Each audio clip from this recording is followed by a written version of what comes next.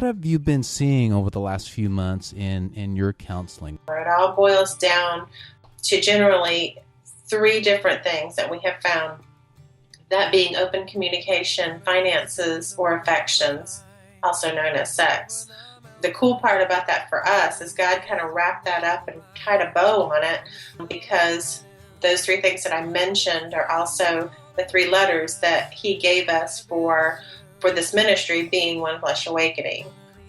Carrie's absolutely right. We have been, when we started out in this ministry, we haven't felt the call that Christ wanted us doing, crisis couples, because our goal really is to help couples go from ordinary to extraordinary. And in that definition, it doesn't say going from a crappy marriage to an extraordinary marriage. We're hoping to catch them before they get to the failure mode, before they get into crisis. So what's one thing that you know now that you wish you had known before you got married? How you have to work. It's not all sunshine and roses.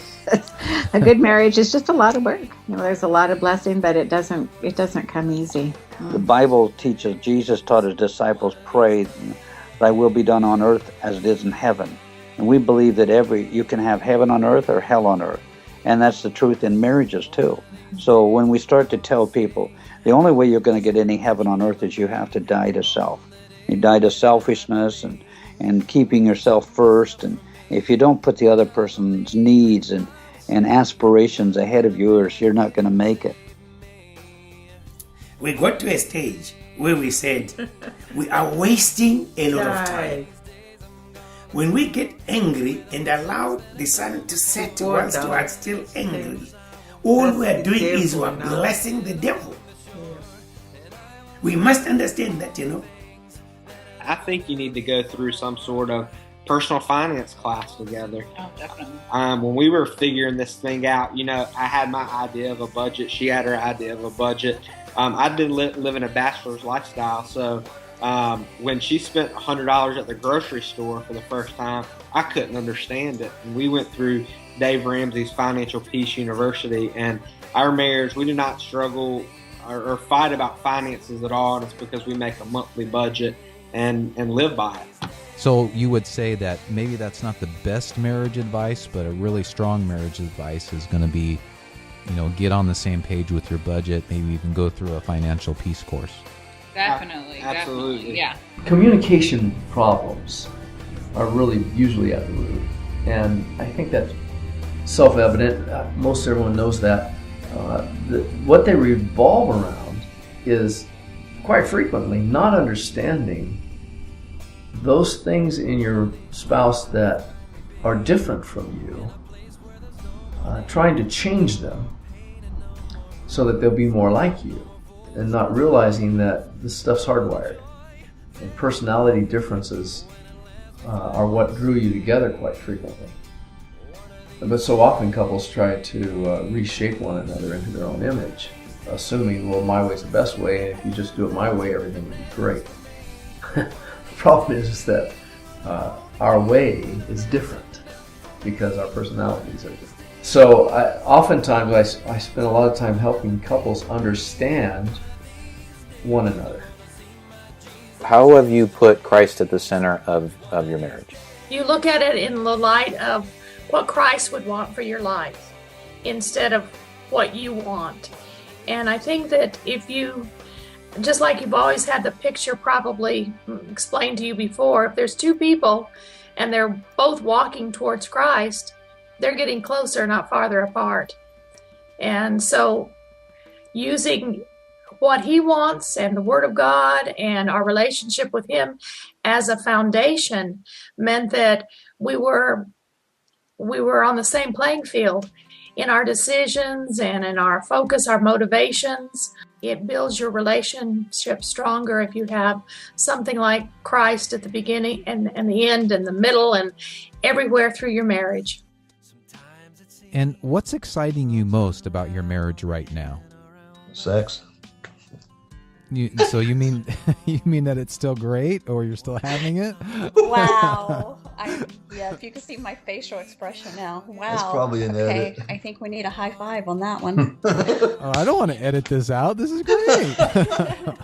I gave him a high five.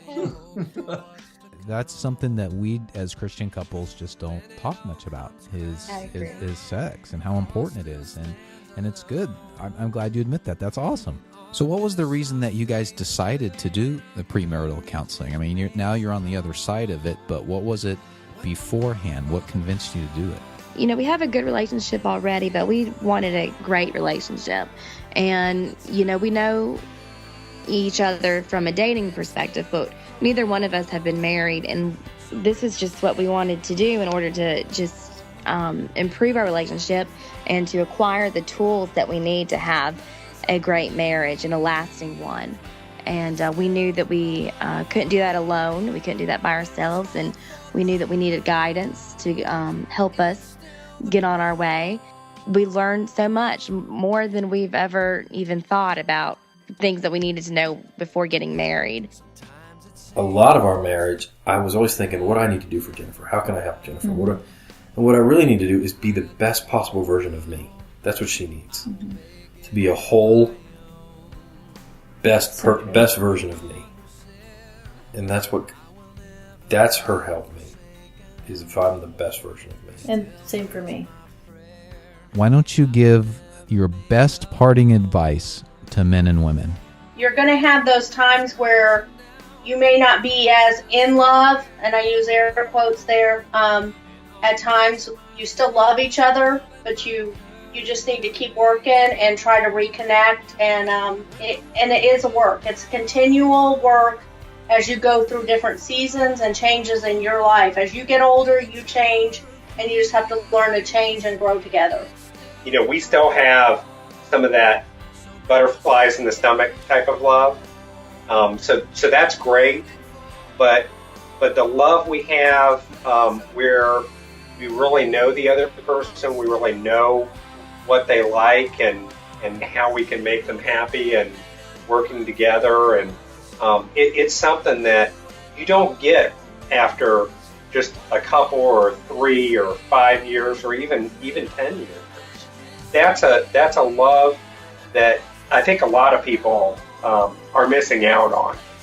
Serving others, being part of a dynamic fellowship. We're both committed to the Lord and committed to growing. That's been really huge for us. If you want to accomplish something great, which I think we have in our 30 plus years of marriage, you have to have a deep level of commitment. It just doesn't happen by accident. We've realized from the beginning that divorce was not an option for us. And over the years, Greg, we've seen some good friends of ours and pastors, music ministers and their husbands or wives. We had a couple that were in our wedding together. They've gotten divorced. And the toll that's happened on them in their lives has just been, it brings tears to my eyes.